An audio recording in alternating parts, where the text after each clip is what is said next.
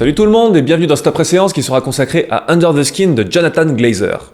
Alors oui, je sais que je suis à la bourre concernant ce film, il est sorti il y a un petit bout de temps maintenant, mais il a connu une distribution assez étrange, j'ai trouvé, et j'ai pas pu le voir jusqu'à assez récemment en fait. Pourtant c'est un film dont je savais qu'il m'intéresserait pour diverses raisons, et ça n'a pas loupé, donc maintenant que je l'ai vu, voici mon avis sur la question. Alors l'histoire rapidement, la narration est pas ultra classique dans ce film, il y a beaucoup de choses qu'on ne comprend qu'a posteriori, mais à mesure qu'on recolle les morceaux du puzzle, on finit par comprendre que le personnage principal, qui est interprété par Scarlett Johansson, est une extraterrestre incognito qui se balade en van à travers l'Écosse pour séduire des gars, les entraîner dans ses filets, et en gros les tuer pour les vider de leur substance vitale, pour ensuite se servir de leur enveloppe corporelle comme camouflage. Ce qui permettra, on l'imagine, une progressive invasion cachée de la planète par ses congénères. Scarlett continue son petit manège, mais elle va faire une rencontre qui va changer sa perspective et l'inciter à comprendre à la fois le monde qui l'entoure et son nouveau corps, en remplaçant petit à petit son insensibilité par une exploration des sensations, sexuelles d'abord, puis de souffrance.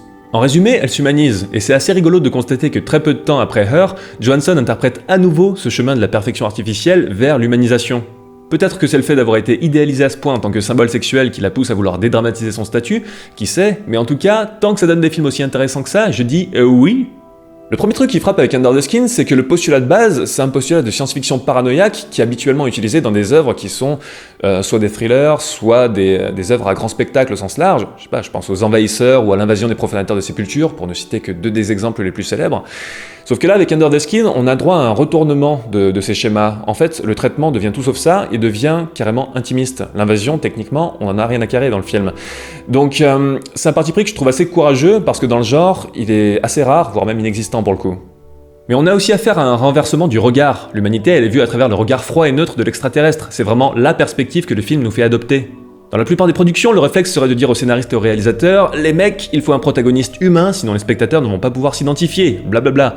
Sauf que là, non. Et le plus beau, c'est que ça n'empêche pas l'identification, puisque malgré ce côté inhumain à la base du personnage, elle pourrait presque ne pas être une extraterrestre, et le film pourrait fonctionner en tant que métaphore des relations humaines pour cette fille.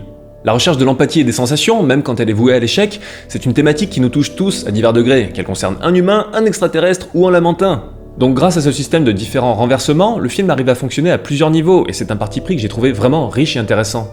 Là où Under the Skin est aussi original, c'est qu'on n'a pas affaire à un jugement moral qui est trop appuyé. Il n'y a pas vraiment de gentils ou de méchants explicitement désignés dans ce film. On a surtout affaire à des personnages qui sont des personnages avant tout en proie à leurs intérêts et à leurs pulsions. C'est ce qui a donné à pas mal de critiques une lecture féministe du film, puisqu'il montre comment la plupart des personnages masculins se limitent à considérer l'héroïne comme un objet sexualisé. Ce qui n'en fait pas nécessairement des salauds absolus, loin de là. Comme je l'ai dit, le film n'est pas moraliste. À part un personnage en particulier qui est une belle raclure, si vous avez vu le film, vous savez probablement de qui je parle. Mais par-delà cette possible lecture féministe, qui donc peut être tout à fait pertinente, je crois qu'on a surtout affaire à un constat sur la faiblesse et la fragilité de l'humain au sens large. L'extraterrestre séduit des hommes parce que c'est la solution la plus logique, au vu de son camouflage de nana terrestre, mais c'est l'humanité tout entière qui la rend perplexe, comme le montrent ses plans hallucinants à Édimbourg qui sont presque oniriques, où elle est fascinée par la masse et ses contradictions. Cela dit, j'ai une petite réserve concernant un des choix de scénario. Alors ça va être un petit spoiler, mais rien de grave, ça changera rien à votre expérience du film. Toutefois, si vous voulez ne rien savoir absolument sur Under the Skin, arrêtez cette vidéo maintenant. En même temps, si vous voulez absolument rien savoir sur le film, je sais pas trop pourquoi vous regardez cette après-séance. Alors ma réserve, c'est celle-ci, c'est pourquoi est-ce que c'est la rencontre avec le mec au visage déformé qui va créer le changement de perspective chez le personnage principal ? Pourquoi lui ? Le principe, c'est justement que l'extraterrestre n'a a priori aucune conscience des canons de beauté ou de la souffrance humaine. Elle n'a aucune grille de lecture à ce niveau, donc il n'y a aucune raison pour que ce soit lui plutôt qu'un autre. La détresse des mecs quand ils entrent dans ces filets, quand ils s'enfoncent dans cette sorte de marée noire ultra anxiogène, elle est la même chez tous.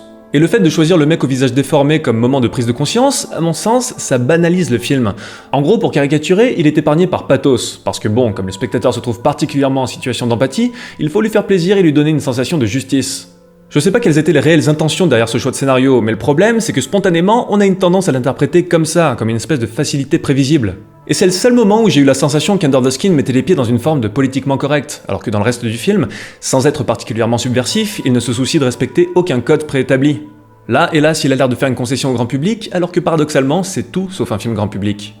Je crois qu'il faut vraiment être dans un état d'esprit particulier pour voir ce film, être prêt à faire le deuil de certains repères auxquels on est habitué. Comme je l'avais dit il y a longtemps, dans un après-séance, je crois que c'était celui sur Only God Forgives, on a affaire à un type de cinéma qui est avant tout sensoriel. Plastiquement, c'est un film vraiment magnifique, et en gros, on a affaire à deux types d'esthétique.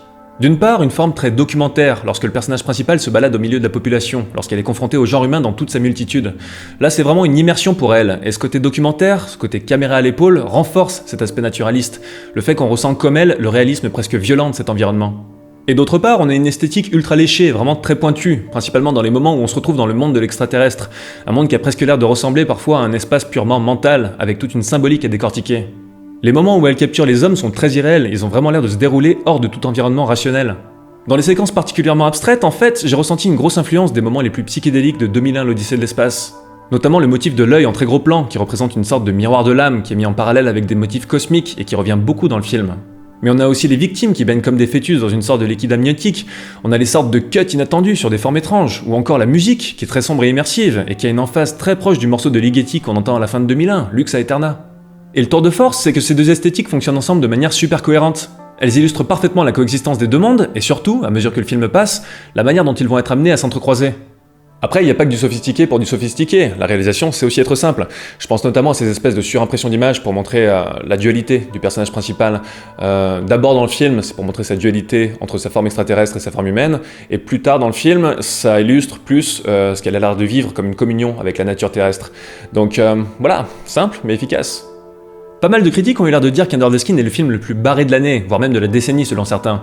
Alors oui, c'est un film barré bien entendu, mais faut pas déconner non plus, c'est loin d'être l'œuvre la plus expérimentale et incompréhensible au monde.